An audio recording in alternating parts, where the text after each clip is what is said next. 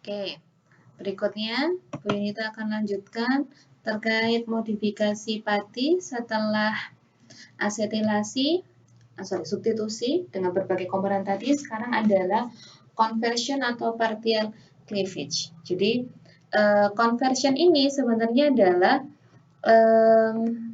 mengkonversi atau memecah partially cleavage, memecah secara sebagian, khususnya pada ikatan glikosidiknya ya.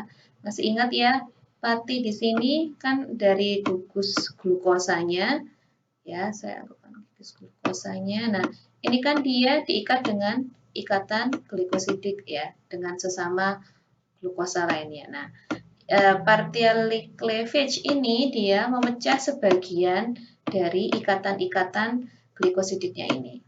Atau ya istilahnya hampir serupa dengan namanya proses hidrolisis. Tapi bedanya kan seperti apa? Nanti kita bahas. Jadi gini, intinya dia akan dipecah sebagian ikatan glikosidiknya, sehingga apa? Pasti akan mengurangi kekentalannya. Karena bisa dibayangkan, awalnya dia ikatannya ada 10 besar-besar, 100 lah, sekarang cuma ada 20 atau 30. Jadi makanya kekentalannya berkurang. Kemudian ini, meningkatkan kelarutan. Oke. Kata kunci utama hasil dari proses konversi menggunakan partially cleavage ini adalah meningkatkan kelarutan. Jadi bisa digunakan untuk ada konsentrasi tinggi. Jadi bisa mendapatkan gelling yang lebih besar, adhesion sama oil encapsulation juga lebih tinggi. Apa saja sih yang tergolong dari pati yang dikonversi sebagian? Ini ada 3 jenis. Ada thin foil atau fluidized starch, oxidized starch, ataupun dextrin.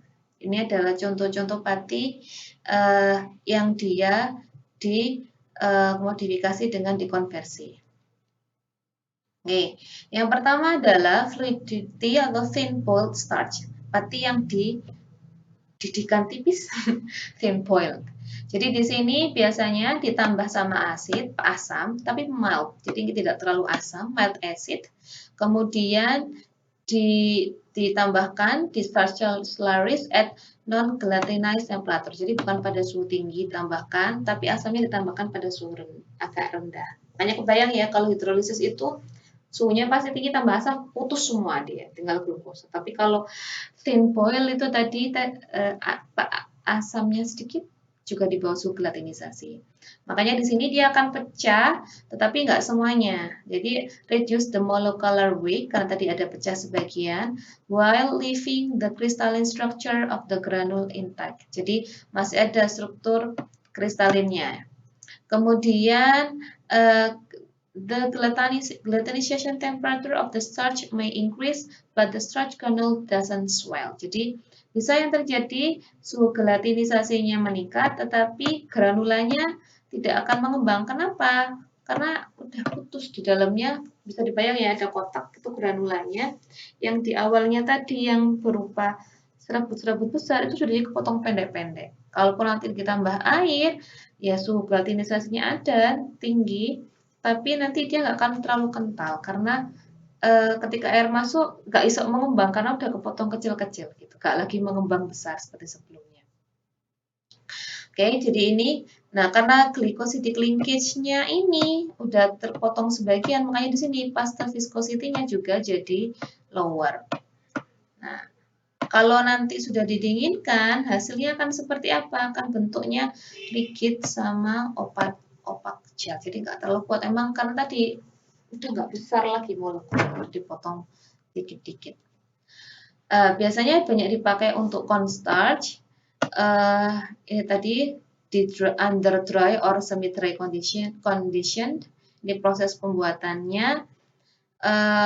Banyak dipakai juga untuk di jelly gum candy karena tadi apa? Kita bisa melarutkan yang banyak. Kasarannya sebenarnya ya serupa kayak maltodextrin, itu adalah part dari fluidity thin foil starch itu. Nah, kalau ketika ditambah sugar, nah ini baru nanti bisa membentuk strong gel. Makanya banyak dimanfaatkan untuk gum candy kayak Yupi itu bisa banyak pakai pati yang tipe ini. Oke, selain fluidity thin foil starch juga ada kelompoknya dextrin. Apa bedanya? Nah, bedanya lagi adalah dextrin ini dia kalau yang tadi itu kan starch slurry ya, masih pakai air. Kalau dextrin di sini dia adalah heating dry starch with hydrochloric acid vapor atau asam-asam lainnya atau tanpa asam, tapi dry starch-nya. Jadi utamanya kalau dextrin ini dia prosesnya dry starch. Tapi tetap masih akan terjadi proses hidrolisis. Kenapa? Karena ada penambahan asamnya dari sini ditambahkan. Kemudian ada transglycosidation sama repolymerization. Nah, it is more completely hydrolyzed product than fluidity starch. Jadi, kalau yang sebelumnya itu mild acid, ini hydrochloric acid kan strong acid. Jadi tapi prosesnya adalah proses dry. Tapi dia terhidrolisisnya lebih sempurna, jadi karena dalam molekul dextrin. Produknya bisa white dextrin ataupun yellow dextrin. Oke. Biasanya dipakai use where dispersions or salts having high solid are desired. Jadi sama. Yang pati-pati terhidrolisis bagian ini memang fungsinya adalah untuk meningkatkan kelarutannya. Jadi agar dispersinya juga tinggi.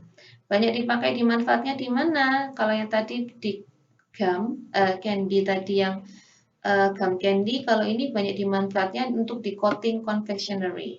Bisa didapatkan clear dextrin film yang mencegah pemisahan dari sugar shell from the base center material.